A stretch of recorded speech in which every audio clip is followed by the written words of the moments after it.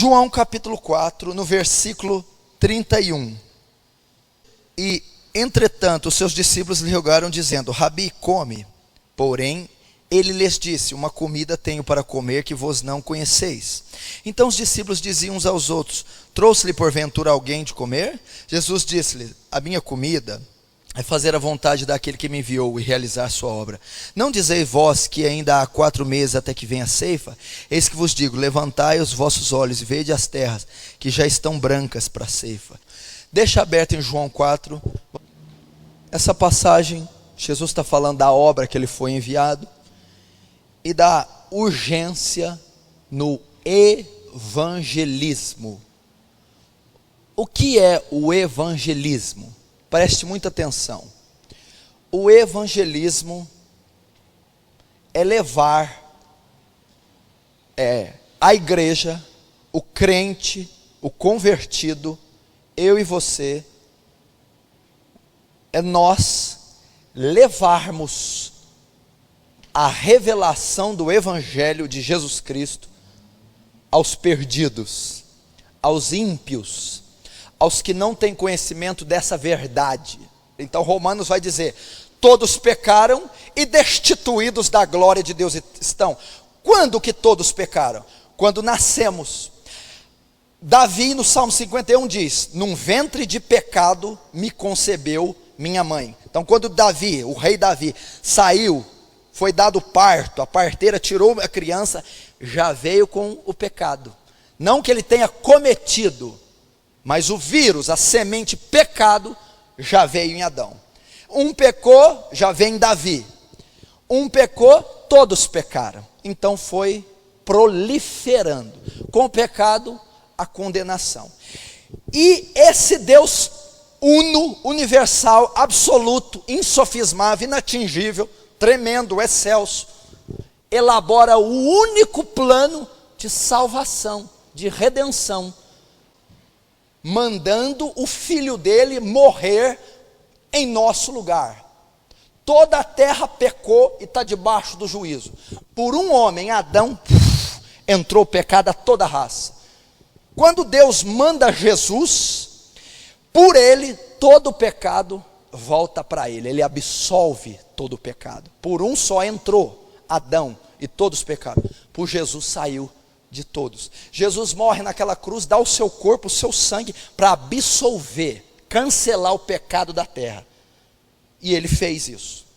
Só que, para que eu tenha acesso e direito a esse plano, a essa morte dele, eu preciso crer nele, correto? Então, ou seja, ele vai naquela cruz, dá o corpo dele, o sangue, a vida dele, e ele perdoa o pecado de toda a raça humana, anula o efeito, tira a condenação, tira o povo do inferno, absolve, perdoa com aquele sacrifício. Só que, para eu participar daquele sacrifício, eu tenho que crer nele. O nosso Deus está baseado no método cristocêntrico. Não existe nenhuma religião que tenha o Deus uno que não passe por Jesus Cristo. Qualquer religião que crer em Deus e não tem como pedra fundamental Jesus, é heresia, paganismo, filosofia, mentira. Porque em João 1 diz assim: no princípio era o verbo, Jesus. O verbo estava com Deus, Jesus. E o verbo era Deus. Qualquer religião que diz que tem a Deus, mas tem intermediário, Maomé, Buda, Confúcio, Russell, Joseph Smith, que tem como intermediário Maria, Pedro, está fora. Só há um mediador entre Deus e os homens: Jesus Cristo, o homem. Por quê? Porque Jesus Cristo não é um homem, mais um dessa gama que veio nos séculos. Jesus é Deus encarnado. O Deus uno cria tudo. A criação rebela-se, peca, vai para a condenação. O Deus uno cria um plano então de salvação, de redenção, baseado em Jesus Cristo. Não tem Maria, Madre Teresa, Maomé, Hare Krishna, não tem. Só está pautado em Cristo. E a Bíblia diz que o plano de redenção, de salvação, está inserido só numa pessoa, Jesus. Então esse plano está lá, ele morreu no Calvário. Eu só recebo na minha vida a redenção, eu só recebo o cancelamento dos pecados, eu só recebo a vida eterna, eu só sou absolvido do pecado de Adão, que transferiu a mim, se eu crer naquele homem, nascer de novo e crescer a sua imagem, ser parecido com Jesus. E para eu crer, como que a Bíblia diz? A fé, crer. A fé vem pelo ouvir e ouvir da palavra. Como crerão se não há quem pregue? E como pregarão se não forem enviados? Ou seja, a alma só vai ser salva, o ímpio, esse povo perdido, se crer em Jesus. Só que eles só crerão se eles ouvirem o evangelho, a palavra. Só que eles só vão ouvir se você for pregar a eles. Entendeu? Então essa é a importância do evangelismo. Aquelas pessoas perdidas, vizinhos, parentes, colegas de trabalho, funcionários, estudantes, estão perdidas. Elas só podem ser salvas se elas crerem em Jesus Cristo. Só que elas só crerão se elas ouvirem a palavra. Porque a fé, para ser salva, vem pelo ouvir e o ouvir da palavra. Então a necessidade que elas têm, a urgência, é que eu e você preguemos a elas. Viu a importância?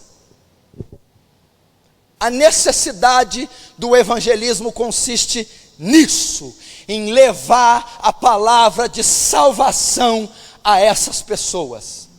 Quantas pessoas não estão doentes, morrendo nesse século?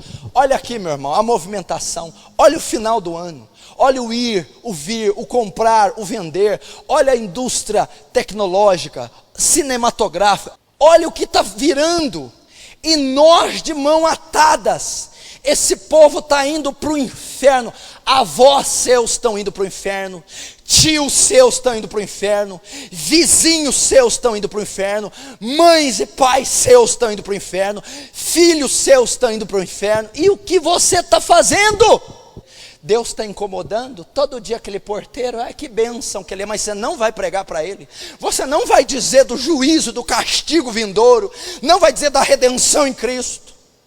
Aqueles amigos de trabalho, a Bíblia diz assim: recebereis poder e ser-me-eis minhas testemunhas. Você tem testemunhado de Jesus Cristo? Vai no açougue, testemunha de Jesus. Com amigo de escola, testemunha de Jesus.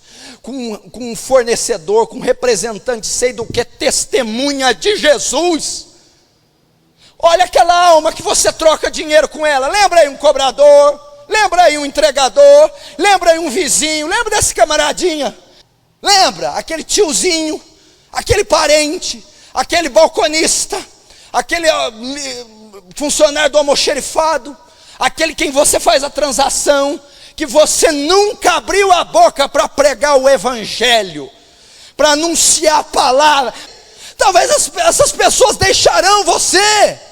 Prega o evangelho, ore por essas pessoas, anuncie a verdade da palavra. A Bíblia diz: e conhecereis a verdade vos libertará. Jesus é a verdade que liberta. Liberta do que, pastor? Das crendices, das religiosidades, da droga, do vício, da cegueira, da dureza de coração.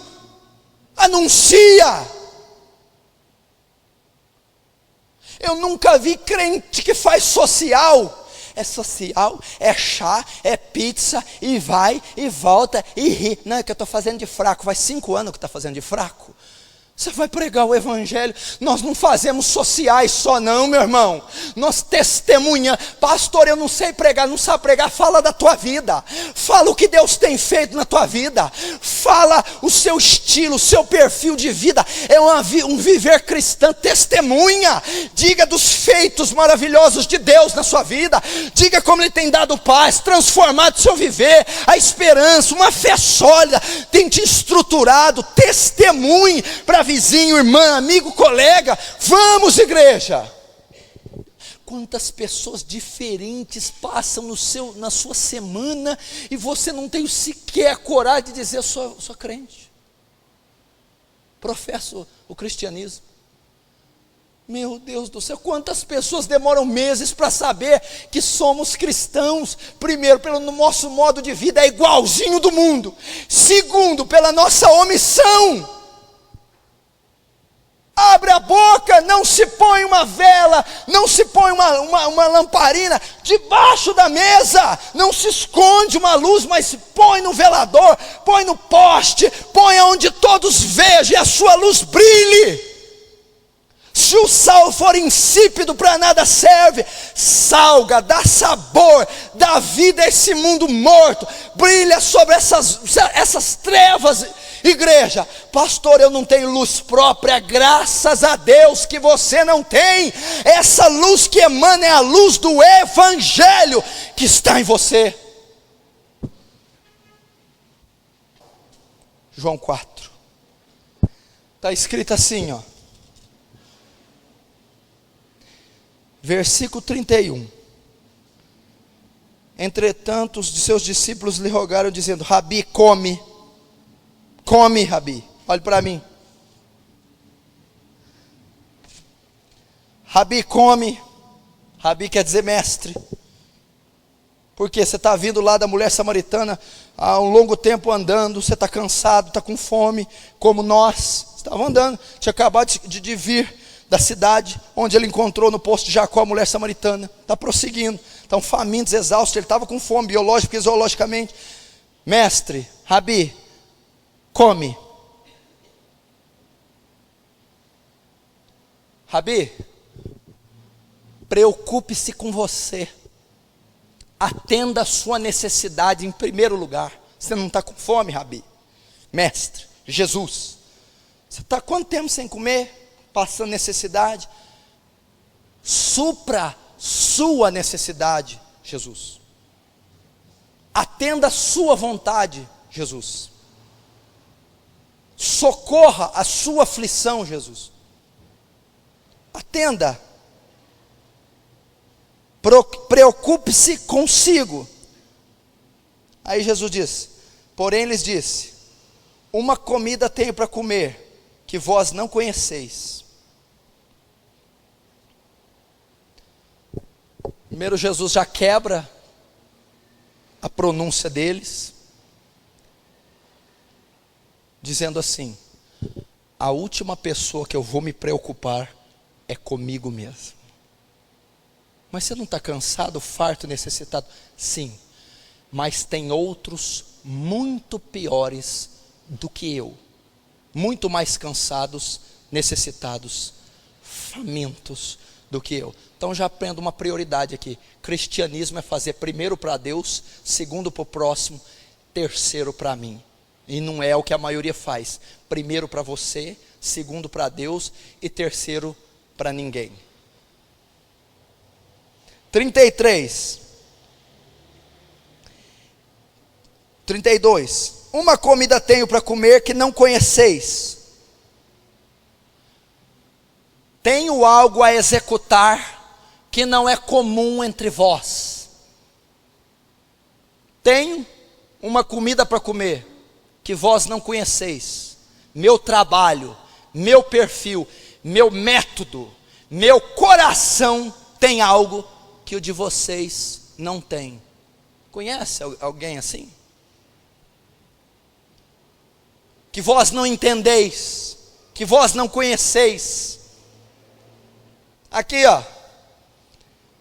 Come, Rabi, mata a tua vontade, Jesus. Uma comida tenho para comer que não conheceis. Não é comum entre vocês.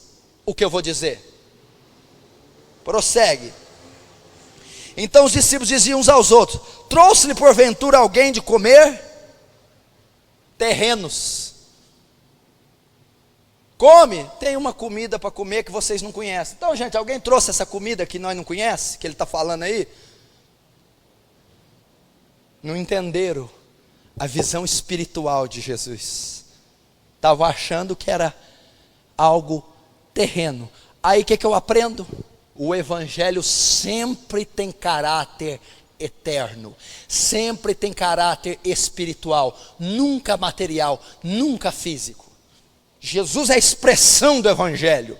Ele está falando de algo ministerial, espiritual, algo que vai se estabelecer na eternidade, e eles estão querendo caça-comida para ele.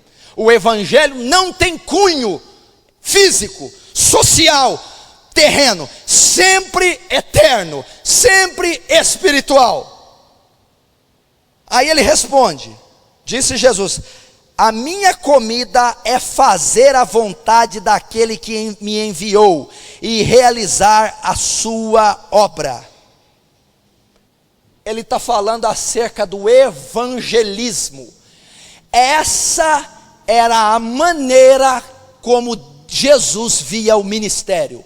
Essa é a maneira como ele via o evangelismo. Jesus, você está cansado. Jesus, você está doente. Jesus, você precisa tomar um banho. Você precisa comer. Você precisa beber água. Ele diz: não, a minha comida, o que me sustenta, me deixa de pé, é fazer a obra do Senhor, é ir às searas, é ganhar almas, é pregar o evangelho. Isso é meu alimento. Isso é a espinha dorsal da minha vida. Isso é o alicerce e o fundamento do meu viver, a vontade do meu Deus. A minha comida é fazer a obra daquele que me enviou. É assim que é o evangelismo. Tinha fome, tinha desejo de ir às almas, tinha sentimentos, tinha prazer. É assim que temos que ver, meu irmão. Olha aqui, a minha comida não é essa, não é pão, não é satisfação momentânea, carnal, física. É fazer a vontade daquele que me enviou e realizar a obra. E qual é essa obra? 35, não dizeis vós quem dá 4 meses até que venha a ceifa. Eis que eu vos digo, levantai os vossos olhos e vede as terras que já estão brancas para a ceifa. Jesus aqui ilustra uma plantação de trigo. Olha lá, está branco, está pronto para colher. É mais ou menos semeado num mês, 4 meses depois colhe, o mês de abril. E eles estavam em abril, olha lá a ceifa. Jesus sempre fazia essas parábolas baseado naquilo que ele via. Tinha uma oliveira, vamos usar a oliveira. Tinha o campo branco, isso aqui aconteceu. Eles estavam passando numa seara. Estavam passando num campo onde estava o trigo branquinho, pronto para ser colhido. Olha lá o trigo. Não falam que falta 4 meses para a ceifa? Já deu os 4 meses. Foi plantada em janeiro, agora é abril. Colha. Jesus está querendo dizer, já é tempo da ceifa. Os campos já estão brancos. Assim como aquele trigo está pronto para ser ceifado, assim o mundo está gemendo. O pecador está morrendo. Está acontecendo atrocidades, chocarrices, pavorices, assassínios. Os campos estão brancos, podem ir. Por isso Jesus não quis comer, por isso Jesus não quis tomar banho, por isso Jesus não quis beber uma água, porque ele diz, já está madura a seara, os campos já estão brancos, eu preciso ir colher, eu preciso ir pregar, não há mais tempo que esperar, não posso mais esperar. Aí ele diz assim, levantai os vossos olhos, vede as terras, pelo amor de Deus. Sabe o que ele está querendo dizer? Levanta os seus olhos. Ele está dizendo, abre os vossos olhos, vede as terras, continentes, nações, bairros, periferia. Levantai os vossos olhos. Ele está dizendo, despertai, acorda, olha aí, guerra, rumor de guerra, fome, pedofilia, assassinato, maldade. Olhai as terras, e depois, vede que já estão brancas para a ceifa. Está maduro, está pronto. Nós temos que ir. Sabe quem que é você lá no teu emprego? Na tua escola? No teu condomínio? Sei lá onde você está envolvido? Você é um embaixador de Cristo. Só isso que você é, tá? Mas o que o embaixador faz? A embaixada britânica, a embaixada americana, a embaixada representa a pátria a jurisdição, o método de governo e o rei ou presidente.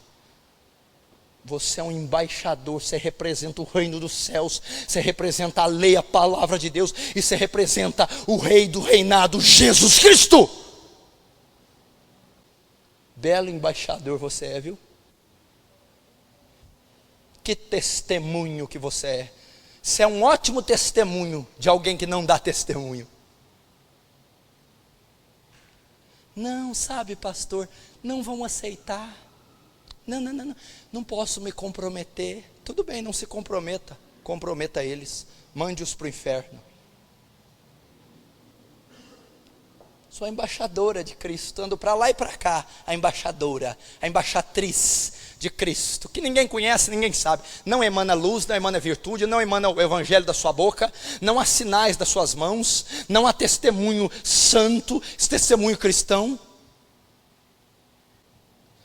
E o que ceifa recebe galardão e ajunta fruto para a vida eterna, para que assim que o semeia como o que ceifam, ambos se regozijem. Porque nisso é verdadeiro ditado, um que semeia e o outro que planta. E eu vos enviei a ser onde não trabalhaste, outros trabalharam e vós entraste no seu trabalho. E muitos dos samaritanos da cidade creram nele pela palavra da mulher. Um é o que semeia, outro que planta, mas ambos colhem na vida eterna. Ele está dizendo, talvez você não vai ganhar essa alma, mas você orou, intercedeu, jejuou por ela. Outro vem, prega para ela e ganha. Um é o que semeia, outro é o que colhe. Mas ambos para a vida eterna. Os dois estão trabalhando para a eternidade. Depois, a Bíblia diz aqui,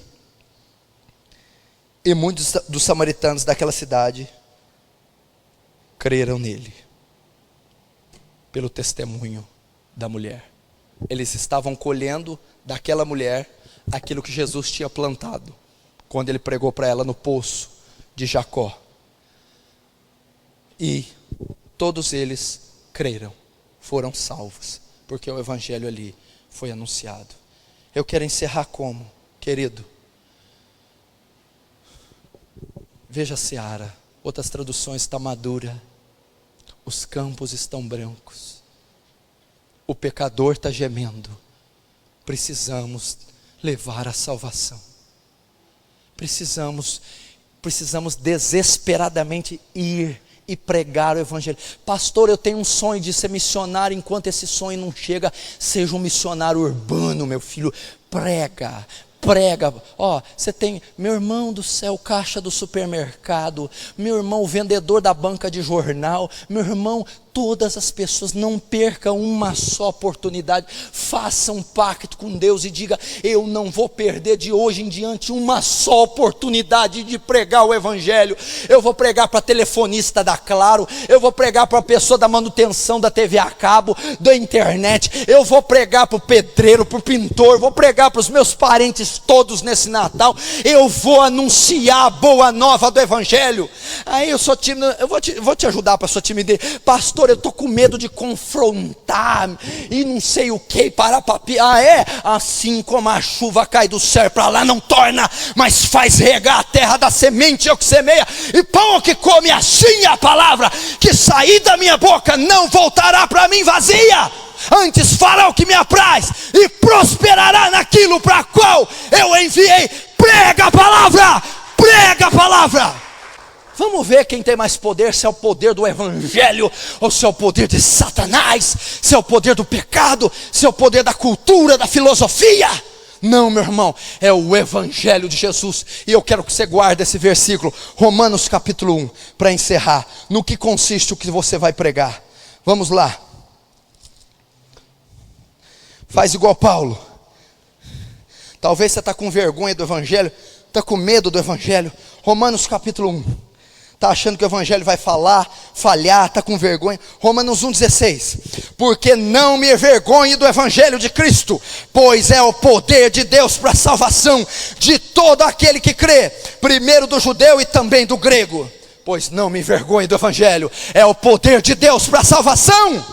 Pregue, meu irmão, pregue, que o Espírito Santo te capacite, que o Espírito Santo mexa com você, que você fale como Jesus: a minha comida, a minha bebida é ganhar os perdidos, é ir às pessoas, às favelas, aos vilarejos, aos intelectuais e anunciar o Evangelho, porque eu não me envergonho dele.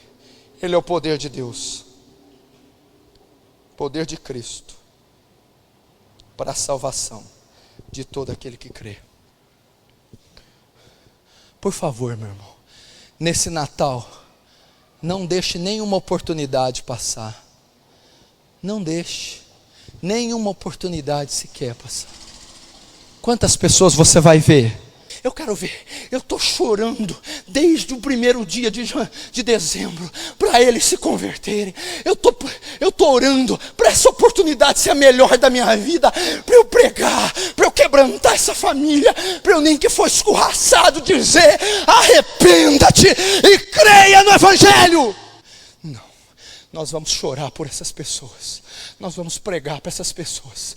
O intuito dessa ceia, o intuito dessa viagem, o intuito desse encontro, o intuito seja lá o que for, porque isso é tudo festa pagã, não tem na Bíblia, não tem nada a ver com a nossa cultura é eterna, é celeste. Isso é festa pagã, mundana. Nós só vamos usar esses feriados para testemunhar de Cristo, para lançar semente. E ai de nós se não fizermos, porque Paulo disse: ai de mim se não pregar o Evangelho.